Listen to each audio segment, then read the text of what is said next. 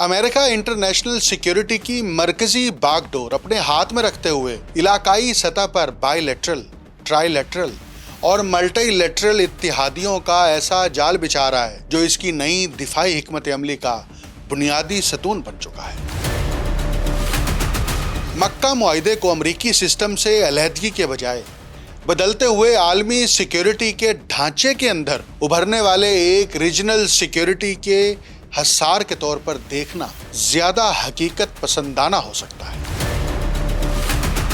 مکہ معاہدے کے ابتدائی مذاکرات میں مصر شامل تھا اور 4 مہینوں تک جاری رہنے والے مذاکرات میں مصر بھی شریک رہا۔ پھر آخر حتمی معاہدے سے مصر کیوں باہر ہو گیا؟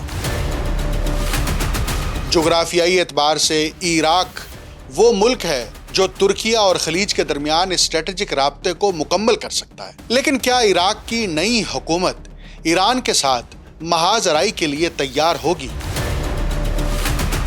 چین کے ساتھ اسٹریٹجک مقابلہ بازی، روس یوکرین جنگ، مشرق وسطیٰ میں طویل فوجی کارروائیوں کے اخراجات نے امریکہ کو نئے سیکیورٹی ڈھانچے کی تشکیل پر مجبور کر دیا ہے۔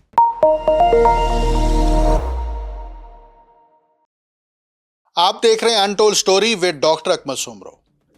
دنیا ایک ایسے نئے دور میں داخل ہو چکی ہے جس میں دوسری عالمی جنگ کے بعد قائم ہونے والا پولیٹیکل اور ملٹری سٹرکچر تیزی سے تبدیل ہو رہا ہے۔ امریکہ اور چین کے درمیان اسٹریٹجک مقابلہ بازی، روس کی عالمی فوجی طاقت کے طور پر دوبارہ اپنی حیثیت قائم کرنے کی کوشش، یورپ کو درپیش سیکیورٹی کے چیلنجز اور مشرق وسطیٰ میں یکے بعد دیگرے ہونے والی جنگوں نے نہ صرف طاقت کے توازن کو متاثر کرنا شروع کر دیا ہے بلکہ ریاستوں کی جانب سے اپنی سیکیورٹی یقینی بنانے کے طریقہ کار بھی بدل رہے ہیں۔ پاکستان، ترکیہ اور سعودی عرب کے درمیان جو معاہدہ ہوا ہے جسے مکہ جوائنٹ ڈیفنس ایگریمنٹ کہا جا رہا ہے، اس معاہدے کا ایک فریق ترکیہ ہے جو شمالی اوقیانوس کے معاہدے یعنی نیٹو کا رکن ہے۔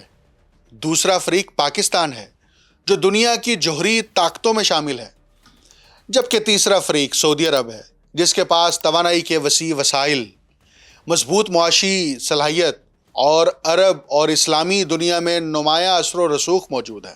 چنانچہ ہمارے سامنے محض 3 ریاستوں کے درمیان طے پانے والا ایک نیا فوجی معاہدہ نہیں ہے بلکہ ایک نئی علاقائی تشکیل ہے جو عالمی سیکیورٹی کے بدلتے ہوئے نظام کی سمت اور ارتقائی سفر کو سمجھنے میں مدد دے سکتی ہے۔ مکہ معاہدے کے ابتدائی تجزیوں میں امریکہ کے بعد مشرق وسطیٰ کی بحث ایک مرتبہ پھر فطری طور پر سامنے آئی ہے۔ اس حوالے سے ایسے تجزیے کیے جا رہے ہیں جن کی بنیاد خطے میں امریکی اثر و رسوخ میں کمی، ایران کے ساتھ تنازع کے دوران سعودی عرب کے امریکی سیکیورٹی کی ضمانتوں پر اعتماد میں کمزوری اور اس خلا کو علاقائی طاقتوں کی جانب سے پور کیے جانے کی حقیقت پر ہے۔ یہ تشریح بعض حقائق پر مبنی ضرور ہے لیکن اپنے طور پر مکمل تصویر پیش نہیں کرتی۔ در حقیقت جب ہم مکہ معاہدے پر دستخط کرنے والی تینوں ریاستوں کے امریکہ کے ساتھ تعلقات کا جائزہ لیتے ہیں تو ایک مختلف تصویر سامنے آتی ہے۔ ترکیہ تقریباً 75 برس سے نیٹو کا رکن ہے اور نیٹو کی حالیہ سربراہی کانفرنس نے بھی ظاہر کیا ہے کہ وہ اس حیثیت کو برقرار رکھنے کی کوشش کر رہا ہے۔ سعودی عرب دوسری عالمی جنگ کے بعد سے مشرق وسطیٰ میں امریکہ کے اہم ترین اسٹریٹجک شراکت داروں میں شامل رہا ہے۔ پاکستان کے بھی واشنگٹن کے ساتھ طویل عرصے سے قائم اور کئی سطحوں پر پھیلے ہوئے فوجی تعلقات ہیں جو سرد جنگ سے لے کر افغانستان کے تنازع تک جاری رہے ہیں۔ اس لیے یہ کہنا کہ ترکیہ، سعودی عرب اور پاکستان نے امریکی بالادستی میں پیدا ہونے والے خلا کو پر کرنے کے لیے واشنگٹن کے مقابل ایک متبادل سیکیورٹی کا محور قائم کر لیا ہے، یہ ایک اجلت پسندانہ تجزیہ ہوگا۔ امریکہ عالمی سلامتی کے سسٹم سے دستبردار ہونے کے بجائے اس سسٹم کے اندر اپنی کردار کی از سر نو تعریف کرنے کی کوشش کر رہا ہے۔ دوسری عالمی جنگ کے بعد قائم ہونے والے ماڈل کے تحت امریکہ اس سسٹم کی مرکزی طاقت کی حیثیت سے اپنے اتحادیوں کی سلامتی کا براہ راست ضامن تھا۔ یورپ میں نیٹو، مشرق وسطیٰ اور ایشیا میں امریکی فوجی اڈے، دو طرفہ دفاعی معاہدے اور بڑی فوجی موجودگی اس نظام کے بنیادی ذرائع تھے۔ اس نظام کی لاگت مسلسل بڑھتی رہی ہے۔ چین کے ساتھ اسٹریٹجک مقابلہ بازی، روس کا ایک فوجی طاقت کے طور پر دوبارہ ابھرنا، یوکرین کی جنگ، مشرق وسطیٰ میں طویل فوجی کارروائیوں کے اخراجات اور امریکی عوام میں نہ ختم ہونے والی جنگوں کے حوالے سے بڑھتی ہوئی بیزاری نے واشنگٹن کو سیکیورٹی کے لیے ایک مختلف طرز فکر اختیار کرنے کی جانب دھکیل دیا ہے۔ امریکہ جو کچھ کر رہا ہے وہ بالادستی سے دستبردار ہونے کے بجائے اس کی لاگت میں شراکت داری اور اپنے طریقہ کار میں تبدیلی کی کوشش ہے۔ دوسرے لفظوں میں واشنگٹن بتدریج سلامتی کے براہ راست ضامن کے کردار سے دور ہو کر ایک اسٹریٹجک سیکیورٹی کے رابطہ کار کا کردار اختیار کرنا چاہتا ہے۔ یہ تبدیلی سب سے زیادہ واضح طور پر نیٹو کے معاملے میں نظر آتی ہے۔ امریکہ ایک طویل عرصے سے اپنے یورپی اتحادیوں پر زور دیتا آیا ہے کہ وہ دفاعی اخراجات میں اضافہ کریں، تاہم حالیہ عرصے میں یہ مطالبہ صرف زیادہ رقم خرچ کرنے تک محدود نہیں رہا۔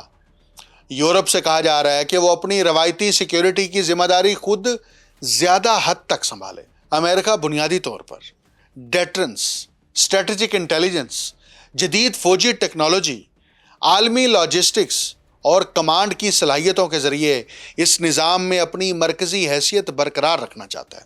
ہم یہ کہہ سکتے ہیں کہ واشنگٹن نیٹو سے نکل نہیں رہا بلکہ تنظیم کے بوجھ کی تقسیم نو کر رہا ہے۔ یہ امر اس لیے اہم ہے کہ مکہ معاہدے پر دستخط کرنے والا ترکیہ نیٹو کا ممبر بھی ہے۔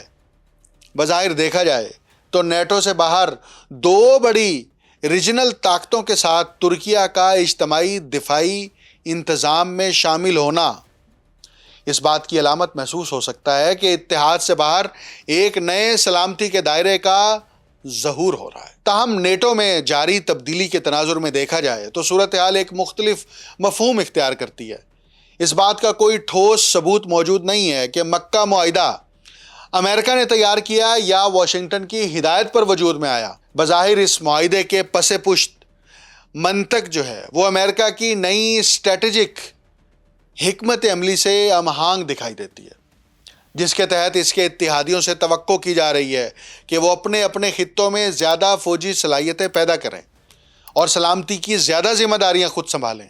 اس لیے مکہ معاہدے کو امریکی نظام سے علیحدگی کے بجائے بدلتے ہوئے عالمی سیکیورٹی کے ڈھانچے کے اندر ابھرنے والے ایک علاقائی سلامتی کے حصار کے طور پر دیکھنا زیادہ حقیقت پسندانہ ہوگا۔ ان تینوں ممالک کا یعنی پاکستان، ترکیہ اور سعودی عرب کا ایک جگہ اکٹھا ہونا محض اتفاق نہیں۔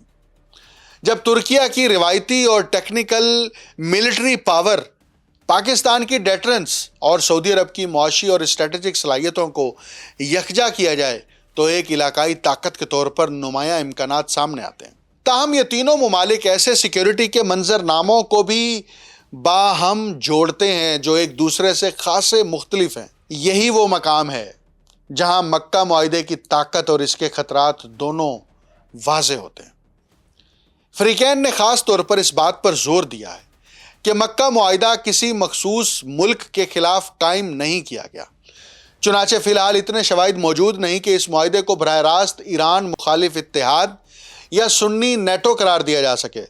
تاہم اس امکان کو ضرور پیش نظر رکھنا چاہیے کہ یہ ایران کے بعد کے تناظر میں قائم ہونے والا ایک متبادل علاقائی انتظام ہو سکتا ہے۔ ایران کے ساتھ ترکیہ کے دیرینہ اقتصادی اور سیاسی تعلقات بدستور قائم ہیں۔ پاکستان کی ایران کے ساتھ طویل سرحد مشترک ہے۔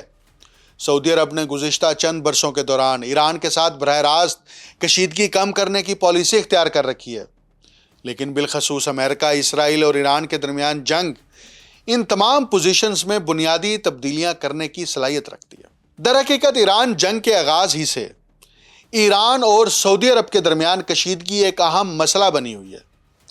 دوسرے لفظوں میں ایران کے عنصر کو متعدد زاویوں سے دیکھنا ضروری ہے۔ ایران کی میزائل اور ڈرون ٹیکنالوجی خلیج میں اس کی فوجی موجودگی اور خطے میں اس سے وابستہ گروہ اب تک سعودی عرب کے سیکیورٹی کے تصور کے اہم عناصر رہے ہیں۔ یہ بات بھی واضح ہے کہ اس صورتحال میں ابھی کوئی بنیادی تبدیلی نہیں آئی، اسی لیے مکہ معاہدے پر ایران کا فوری اور منفی رد عمل خاص اہمیت رکھتا ہے۔ تہران کے نقطہ نظر سے یہ ایک نئی پیش رفت ہے کہ ترکیہ جیسی نیٹو رکن ریاست جو نمایاں ملٹری پاورز رکھتی ہے، اس نے جوہری ہتھیار رکھنے والے پاکستان کے ساتھ مل کر اجتماعی دفاع کے اصول کے تحت سعودی عرب کی سیکیورٹی کو اپنی سیکیورٹی سے جوڑ دیا ہے۔ ایران اس معاہدے کی واحد وجہ نہیں، تاہم وہ اس سلامتی کے ماحول میں سب سے اہم عوامل میں سے ایک ہے جس نے اس معاہدے کے قیام کی ضرورت پیدا کی ہے۔ اب اس پورے تناظر میں یمن اور بحیرہ احمر میں جو فوری خطرات پیدا ہو سکتے ہیں وہ پیش نظر آنے چاہیے۔ سعودی عرب کے نقطہ نظر سے ایران کا مسئلہ جن علاقوں میں سب سے زیادہ عملی طور پر محسوس ہوتا ہے، ان میں یمن سر فہرست ہے۔ یہ حقیقت فراموش نہیں کرنی چاہیے کہ حوثیوں نے سعودی شہروں، ہوائی اڈوں اور توانائی کے مراکز پر میزائل اور ڈرون حملے کیے ہیں۔ حالیہ پیش رفت سے ظاہر ہوتا ہے کہ حوثیوں کا خطرہ ایک بار پھر سعودی سیکیورٹی کے ایجنڈے میں سر فہرست آ گیا ہے۔ لہٰذا یمن کے مسئلے کو مستقبل میں پیدا ہونے والے کسی نظری سیکیورٹی کے مسئلے کے طور پر نہیں بلکہ ایک ایسے حقیقی خطرے کے طور پر دیکھنا چاہیے جو مکہ معاہدے پر دستخط کے عین وقت بھی موجود تھا۔ یہ مسئلہ اب صرف یمن اور سعودی عرب کی سرحد تک محدود نہیں رہا۔ بحیرہ احمر میں حوثیوں کی سرگرمیوں نے یمن کے مسئلے کو باب المندب، سویز کینال، توانائی کی ترسیل کے راستوں اور عالمی بحری تجارت سے جوڑ دیا ہے۔ ایران، یمن، بحیرہ احمر اور خلیج کی سلامتی بتدریج ایک ایسے واحد اسٹریٹجک خطے کی تشکیل اختیار کرتی جا رہی ہے جسے الگ الگ دیکھنا مشکل ہوتا جا رہا ہے۔ معاہدے کی سب سے مضبوط شق ہی اس کا سب سے حساس پہلو بھی ہے۔ یہ اصول کے فریقین میں سے ہر ایک پر حملہ، تینوں پر حملہ تصور ہوگا، ایک مضبوط ڈیٹرنس پیدا کرتا ہے۔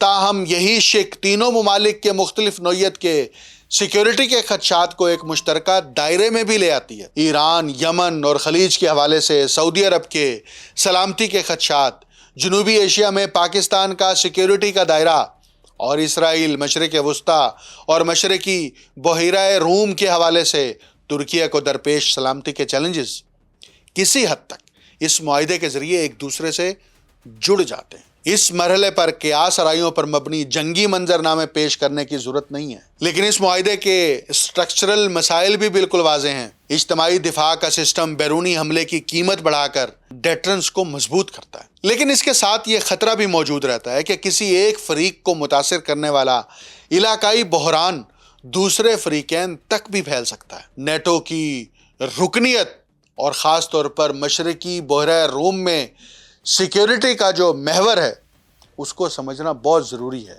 کیونکہ ترکیہ اس کا ممبر ہے۔ ترکیہ کی نیٹو رکنیت اس تعلق کو مزید حساس بنا دیتی ہے۔ مکہ معاہدے میں شامل کسی ملک پر حملہ خود بخود نیٹو پر حملہ تصور نہیں ہوگا، تاہم ترکی کا نیٹو رکن ہونے کے ساتھ ساتھ ایک دوسرے اجتماعی ڈیفنس سسٹم کا حصہ ہونا دونوں سلامتی کے دائروں کے درمیان ایک ایسا باہمی انحصار پیدا کرتا ہے جو اس سے پہلے موجود نہیں تھا۔ ایک طرف مکہ معاہدہ اپنی شکل اختیار کر رہا ہے تو دوسری جانب مشرقی بحیرہ روم میں ایک سیکیورٹی کا تعلق بھی بتدریج زیادہ ادارہ جاتی شکل اختیار کر رہا ہے۔ اسرائیل، یونان اور قبرص کے درمیان ملٹری اور اسٹریٹجک تعاون حالیہ عرصے میں نمایاں طور پر گہرا ہوا ہے۔ مشترکہ فوجی مشقیں اور مشترکہ عملی منصوبے اس بات کی نشاندہی کرتے ہیں کہ ان تینوں ممالک کا یہ تعلق محض عارضی سفارتی قربت سے آگے بڑھ چکا ہے۔ قانونی طور پر اس انتظام میں مکہ معاہدے جیسی اجتماعی دفاع کی ذمہ داریاں شامل نہیں ہیں، تاہم اس کے ارتقاء کی ڈائریکشن کے اعتبار سے یہ مشرقی بحیرہ روم میں ایک ایسے سیکیورٹی کے محور کی تشکیل کر رہا ہے جو بتدریج زیادہ واضح اور نمایاں ہوتا جا رہا ہے۔ 1+3 فارمیٹ کے ذریعے امریکہ کی اسرائیل، یونان اور قبرص کے تعلقات میں شمولیت اس ڈھانچے کو وسیع تر اسٹریٹجک اہمیت عطا کرتی ہے۔ اس امکان کو خاصی مضبوط پیش رفت کے طور پر دیکھا جانا چاہیے۔ ترکیہ اور اسرائیل کے درمیان موجودہ کشیدگی کے پیش نظر اس پیش رفت کی اہمیت انقرہ کے لیے مزید بڑھ جاتی ہے۔ صرف اس بنیاد پر یہ نتیجہ اخذ کرنا قبل از وقت ہوگا کہ دو ملٹری بلاکس وجود میں آ چکے ہیں۔ ترکیہ اور یونان نیٹو کے ممبر ہیں۔ اسرائیل اور سعودی عرب امریکی سیکیورٹی سسٹم کے اہم شراکت دار ہیں۔ پاکستان کے بھی واشنگٹن کے ساتھ دیرینہ سیکیورٹی کے روابط موجود ہیں۔ صورتحال سرد جنگ کے دور کے ان دو واضح اور ایک دوسرے سے الگ فوجی بلاکس جیسی نہیں ہے۔ اس کے بجائے ایک ہی وسیع تر سیکیورٹی سسٹم کے اندر مختلف ریجنل سیکیورٹی کے نیٹ ورک ایک دوسرے کو آپس میں کاٹتے ہوئے موجود ہیں، جو بعض اوقات تعاون کرتے ہیں اور بعض اوقات ایک دوسرے سے مسابقت یعنی مقابلہ بازی میں رکھتے ہیں۔ یہی نئی عالمی سلامتی کے ڈھانچے کی نمایاں خصوصیات میں سے ایک ہے۔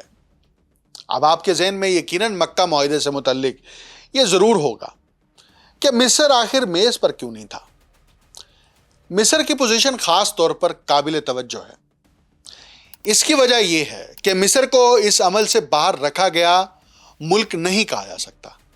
ترکیہ، سعودی عرب، پاکستان اور مصر کئی ماہ تک 4 ملکی فارمیٹ میں علاقائی سیکیورٹی کے معاملات پر بات چیت کرتے رہے۔ قاہرہ نے ان میں سے ایک اجلاس کی میزبانی بھی کی، تاہم جب اجتماعی دفاع کا معاہدہ طے پایا تو میز پر صرف 3 ممالک موجود تھے۔ مصر کیوں غیر حاضر رہا؟ ایران کے ساتھ براہ راست محاذ آرائی سے قاہرہ کی ہچکچاہٹ، اس کا فوجی نظریہ، اسرائیل کے ساتھ امن معاہدہ اور امریکہ کے ساتھ قائم کیا گیا اس کا منفرد سیکیورٹی کا تعلق، سب اس فیصلے کی ممکنہ وجوہات میں شامل ہو سکتے ہیں۔ تاہم معاملہ صرف مصر کے تحفظات تک محدود بھی نہیں ہو سکتا۔ مصر کی معاہدے میں شمولیت اس معاہدے کی جغرافیائی سیاسی نوعیت کو تبدیل کر سکتی تھی۔ موجودہ ترکیہ، سعودی عرب اور پاکستان کے محور کا مرکز ثقل اناطولیہ سے خلیج اور جنوبی ایشیا تک پھیلا ہوا ہے۔ ایران، یمن، بحیرہ احمر اور خلیج اس محور کے بنیادی سلامتی کے علاقے ہیں۔ اگر مصر بھی اس میں شامل ہو جاتا تو یہ ڈھانچہ مغرب کی جانب پھیل جاتا۔ نتیجے کے طور پر مشرقی بحیرہ روم، غزہ، اسرائیل اور سویز کنال بھی براہ راست اسی سلامتی کے دائرے کا حصہ بن جاتے۔ مصر کی شمولیت مکہ معاہدے کو اسرائیل، یونان اور قبرص کے سلامتی کے محور سے کہیں زیادہ براہ راست جوڑ دیتی، جس سے خطے میں اس معاہدے کے تاثر اور مفہوم میں بھی تبدیلی آ سکتی تھی۔ اس لیے اس امکان کو نظر انداز نہیں کیا جانا چاہیے کہ ابتدائی مرحلے میں مصر کو معاہدے سے باہر رکھنا محض قاہرہ کی اپنی ترجیح نہیں تھا، بلکہ شاید ابتدا ہی سے اس فریم ورک کو زیادہ محدود جغرافیائی اور اسٹریٹجک دائرے تک رکھنے کا ایک عمومی فیصلہ تھا۔ مکہ معاہدے کے مستقبل کے حوالے سے بنیادی سوالات میں سے ایک اس کی ممکنہ توسیع سے متعلق ہے۔ دوسرے لفظوں میں، کیا ترکیہ، سعودی عرب اور پاکستان کے قائم کردہ اس طریقہ کار کی حیثیت ایک مستقل صاف افریقی ڈھانچے تک محدود رہے گی، یا ایک وسیع تر علاقائی سلامتی کے سسٹم کے بنیادی مرکز میں تبدیل ہو جائے گا؟ مکہ معاہدے کو دوسرے ممالک کے لیے کھلا رکھنے سے متعلق بیانات اس دوسرے امکان کو اہم بنا دیتے ہیں۔ اس حوالے سے مصر سب سے نمایاں ملک ہے، کیونکہ معاہدے سے پہلے ہونے والے سلامتی سے متعلق مذاکرات میں وہ پہلے ہی شامل تھا۔ شام ایک دوسرے زاویے سے اہم ہے۔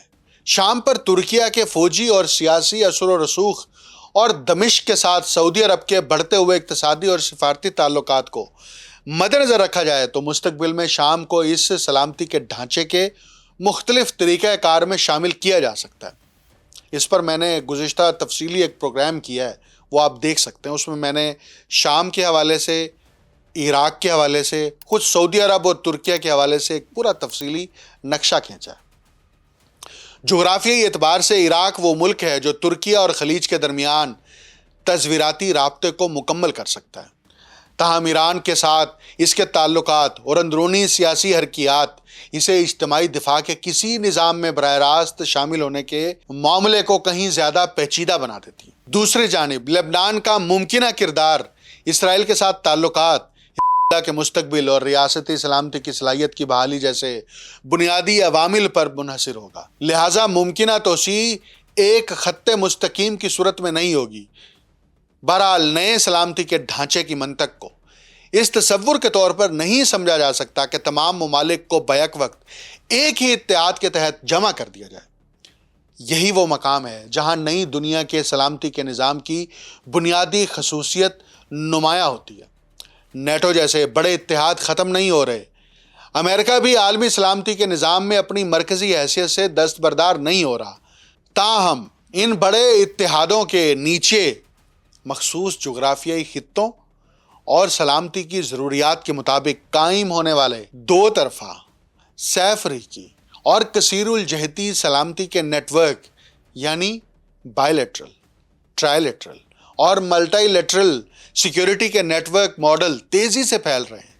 یہی امریکہ کی نئی دفاعی اور سلامتی کی حکمت عملی میں بھی پیوست ہے۔ امریکی رابطہ کاری کے تحت تعاون اور اتحاد کے متعدد فریم ورک ہیں۔ برطانیہ کی پیش رفت اور ترکیہ کا فیصلہ کن سنگم کا کردار جو ہے اس کو ہمیشہ پیش نظر رکھیں۔ اس تناظر میں برطانیہ کی جانب سے حال ہی میں ترکیہ کے ساتھ قائم کی جانے والی اسٹریٹجک سیکیورٹی اور دفاعی شراکت داری بھی قابل توجہ ہے۔ ایسا کوئی ٹھوس شواہد موجود نہیں کہ برطانیہ نے مکہ معاہدے کی تشکیل میں براہ راست کوئی کردار ادا کیا ہو۔ تاہم ترکیہ جیسی اہم علاقائی طاقتوں کے ساتھ دو طرفہ سلامتی کے تعلقات کو تیزی سے ادارہ جاتی شکل دینے کی لندن کی کوشش ظاہر کرتی ہے کہ برطانیہ ابھرتے ہوئے نیٹ ورک طرز کے سیکیورٹی کے ڈھانچے سے باہر نہیں رہنا چاہتا۔ ایک زیادہ پیچیدہ لیکن بیک وقت زیادہ لچکدار سسٹم ابھر رہا ہے۔ بلا شبہ مشرق وسطیٰ میں طاقت کے توازن مسلسل بدل رہے ہیں اور اچانک تبدیلیاں بھی کوئی حیرت کی بات نہیں ہوں گی۔ یہ تسلیم کرنا ہوگا کہ ایران کی علاقائی طاقت بڑی حد تک ایک حیثیت رکھتی ہے۔ اگر یہ جنگ واقعی جاری رہنے کا قوی امکان رہا تو ایران کی شکست یا سیاسی طور پر منظر سے ہٹ جانا خطے کی تمام حرکیات کا از سر نو مکمل جائزہ لینے کا تقاضا کرے گا۔ متعدد مختلف سیکیورٹی کے دائروں کے سنگم پر ترکیہ کی پوزیشن اسے فوائد کے ساتھ ساتھ نمایاں خطرات سے بھی دوچار کرتی ہے۔ ترکیہ نیٹو کا رکن ہے۔ اس نے برطانیہ کے ساتھ ایک کمپریہنسو سیکیورٹی اور ڈیفنس پارٹنرشپ بھی قائم کر رکھی ہے۔ اسی وقت وہ سعودی عرب اور پاکستان کے ساتھ قائم کیے گئے مکہ معاہدے کے بانی کرداروں میں سے ایک ہے۔ اس کے باوجود ایران کے ساتھ اس کی طویل سرحد اور گہرے اقتصادی اور سیاسی تعلقات موجود ہیں۔ شام اور عراق میں اسے براہ راست فوجی اور سیاسی اثر و رسوخ حاصل ہے۔ دوسری جانب مشرقی بحیرہ روم میں اسرائیل، یونان اور قبرص کے سلامتی کے محور کے ساتھ اس کے جغرافیائی سیاسی مفادات میں گہرا تضاد موجود ہے۔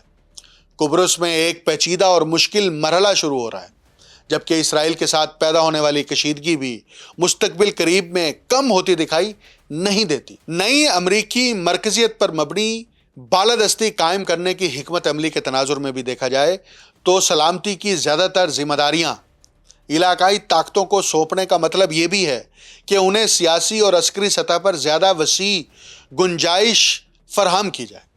لہٰذا یہ ایک غیر یقینی امکان بدستور موجود ہے کہ نئی امریکی سلامتی کے ڈھانچے میں علاقائی روابط کے طور پر ابھرنے والے یہ اتحاد واشنگٹن کی تصویراتی نگرانی یعنی اسٹریٹجک سرویلنس اور ہم آہنگی کے تحت ہی رہیں گے یا اپنی بڑھتی ہوئی صلاحیتوں کے ذریعے ایسے نئے مراکز طاقت میں تبدیل ہو جائیں گے جو اپنی آزاد سیاسی ترجیحات اور ارادے تشکیل دینے کی صلاحیت رکھتے ہوں گے۔ مکہ مشترکہ دفاعی معاہدے کی تاریخی اہمیت کا تعین صرف اس معاہدے کے متن سے نہیں ہوگا جس پر دستخط کیے گئے ہیں۔